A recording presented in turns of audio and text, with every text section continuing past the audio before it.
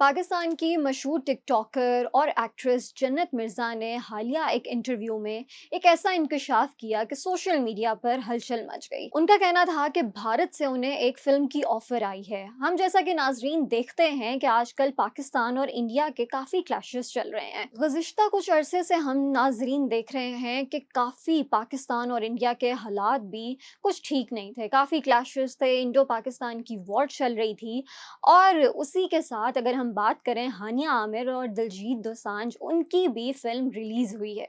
तो उस पे भी काफ़ी भारत में क्रिटिसाइज़ किया गया कि ये मूवी भारत में रिलीज़ नहीं होगी। इसी तरह वो मूवी भी ओवरसीज़ कंट्रीज़ हैं, वहाँ पे वो रिलीज़ हुई मूवी। इसी के साथ ही जन्नत मिर्ज़ा ने भी एक ऐसा इंकशाफ कर दिया कि पूरे सोशल मीडिया पर हलचल मच गई। जन्नत मिर्ज़ा का कहना था कि कार्तिक आर्यन के साथ उनको ऑफ़र दी गई। जन्नत मिर्ज़ा का ये भी कहना था कि उन्होंने इस मूवी को ठुकरा दिया क्योंकि उनके वालिद ने उनको इजाज़त नहीं दी। उनका कहना था कि वो बॉलीवुड में काम नहीं कर सकती।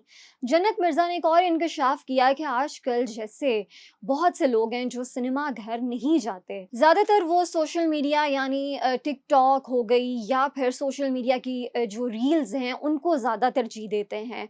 और साथ-साथ उनका ये भी इंकशाफ था कि आजकल जैसे कि पाकिस्तान में सिनेमा घर जो हैं काफ़ी उनकी जो टिकट्स हैं वो एक्सपेंसिव हो गई हैं, तो आम आवाम उसको उस तरह से अफ़ोर्ड नहीं कर पाती।